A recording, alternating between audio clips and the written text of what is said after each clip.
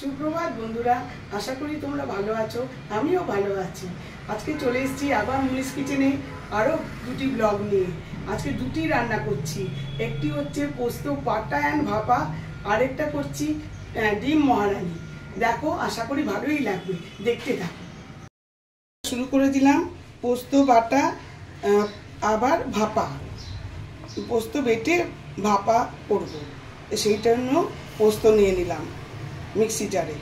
অনেকটা পোস্ত নিয়ে নিলাম।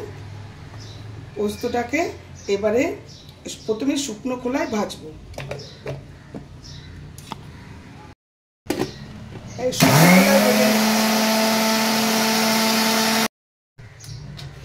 পোস্ত বাটা হয়ে গেছে, এবার ঝিরি ঝিরি করে পেঁয়াজ কেটে নিচ্ছি। খুব সরু সরু করে একদম।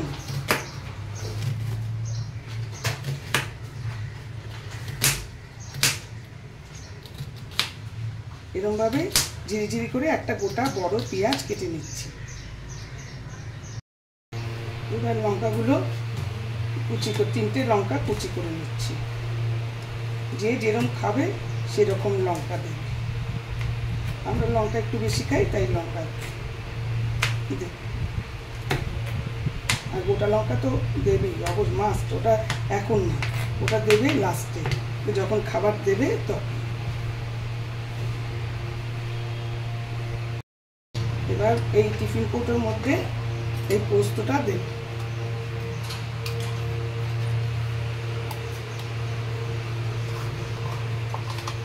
পোস্ত বাটাটা ঢেলে দেব।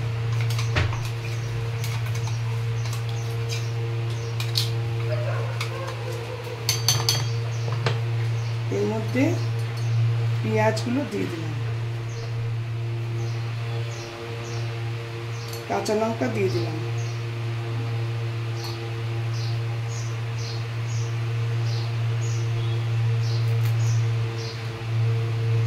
পরিমাণ মতো নুন দিয়ে দিলাম,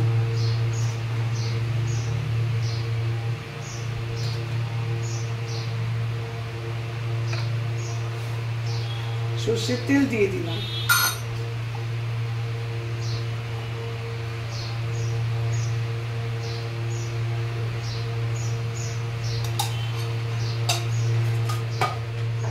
এইবারে ঢাকনা দিয়ে জলের মধ্যে বসাবো। এই যে একটা কড়াইয়ের মধ্যে জল দিয়ে নিয়েছি। এবার টিফিন কৌটোটা বসিয়ে দেবো। এই টিফিন কৌটোটা বসিয়ে দিলাম, এর উপর ঢেকে দেবো। এই যে ঢাকনা দিয়ে দিলাম। এবার এটা হতে থাকুক 10 মিনিট। আমি আরেকটা রান্না করব, ডিম মহারানি। তার জন্য ডিমগুলো দিয়ে দিচ্ছি। ডিম সেদ্ধ করতে বসিয়ে দিয়ে দিলাম। আমি বানাবো বলে পেঁয়াজ, রসুন, কাঁচা লঙ্কা বেটে নেব। আদা বাটাটাও করতে হবে, কিন্তু আদা বাটা আমাদের রেডি আছে, তাই জন্য এই 3টে বেটে নিচ্ছি। চিকেন মহারানি বানানোর জন্য কাজু বাদাম নিয়ে নিলাম। সরি, চিকেন না, ডিম মহারানি বানানোর জন্য আমি এই যে দুধ দিচ্ছি, খানিকটা দুধ। এই দুধ দিয়ে বাটবো। চিকেন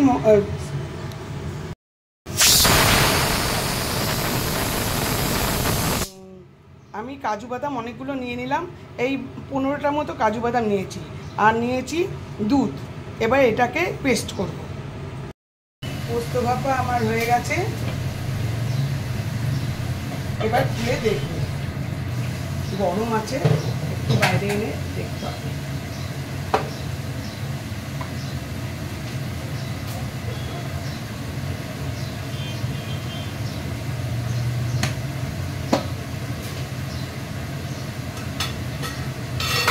ও দারুণ দারুণ!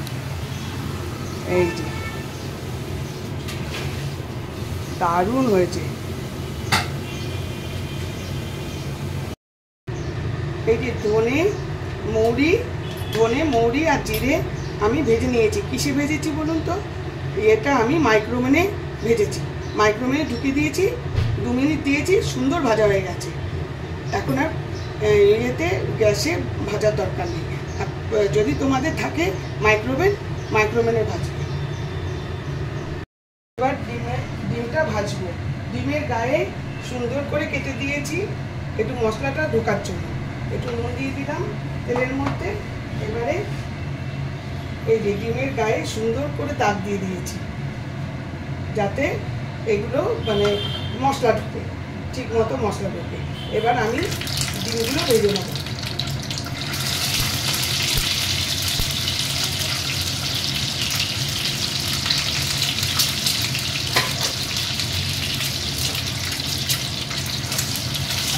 সুন্দর করে ডিমগুলো ভেজে নিচ্ছি। ডিমগুলো ভাজা হয়ে গেল। এবার আমি কুচো পেঁয়াজগুলো ভাজবো। ঝিরিঝিরি করে কাটা কুচো পেঁয়াজ, একটা গোটা বড়, বেশি না, এইটাকে ভাজবো প্রথমে। আর বেশি হাই ফ্লেম করবে না, সব পুড়ে যাবে।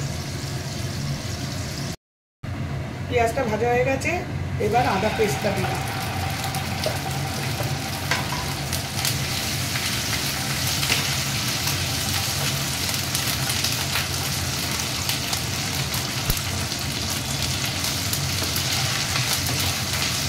আদা পেস্টের সঙ্গে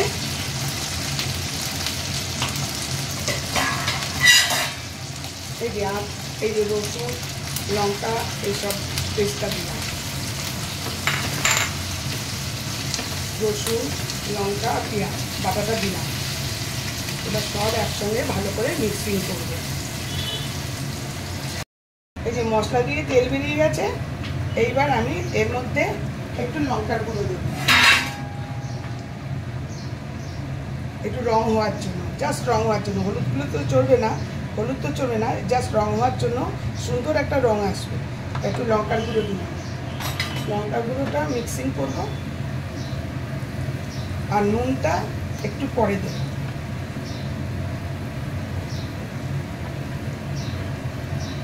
সুন্দর মিক্সিং হয়ে গেছে, সব কিছু একসঙ্গে মিশে গেছে, সুন্দর হয়ে গেছে। এইবার আমি কাজু বাদাম আর দুধ যে বেটে রেখেছি সেটা আমি ঢেলে দিচ্ছি।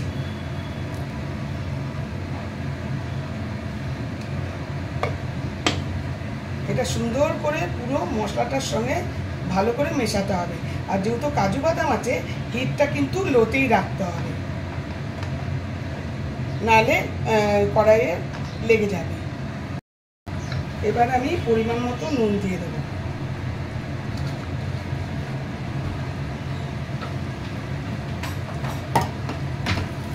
নুনটা নাড়িয়ে চাড়িয়ে এবার আমি অল্প মিষ্টি দিয়ে দেবো, নাহলে ভালো লাগবে না। এটা ভালো করে মিক্স করতে হবে। এই যে মিক্স হয়ে গেছে। এইবার আমি ডিমগুলো দিয়ে দিলাম।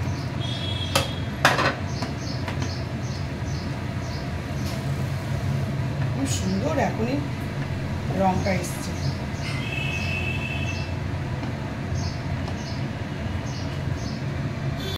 এই যে কটা কাঁচা লঙ্কা দিয়ে দিলাম।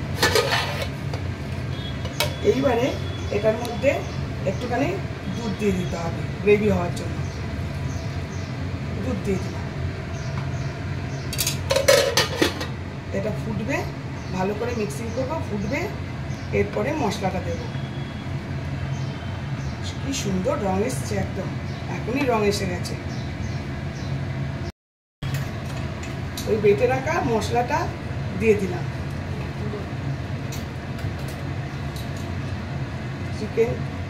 ডিম মহারানির মশলা এটা।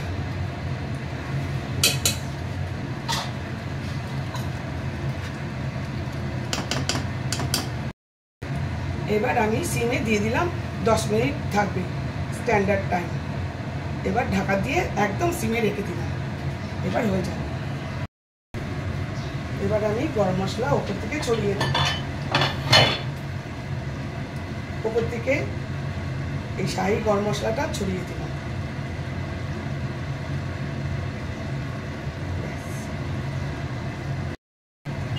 আমার রান্না ডান। ডিম মহারানি হয়ে গেছে।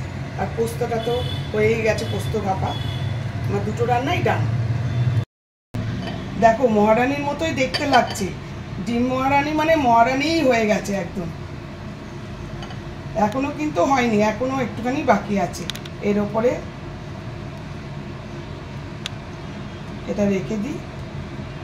সত্যি মহারানী হয়ে গেছে, মহারানীর মতোই ওরা বিরাজ করছে।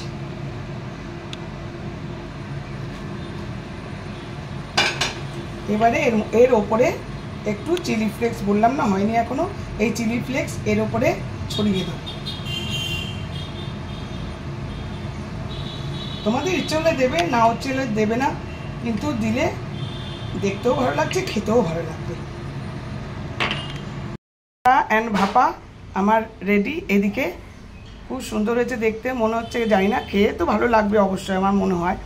আর এটা তো ডিম মহারানী, উনি মহারানীর মতো বিরাজ করছেন। দেখা যাক কি হয়। বন্ধুরা, তোমরা দেখলে আমার রান্না, আশা করি ভালোই লাগলো। শীঘ্রই আসছি অন্য একটি ব্লগ নিয়ে। তোমরা ভালো থাকবে, সুস্থ থাকবে, আনন্দে থাকবে। Thank you for watching.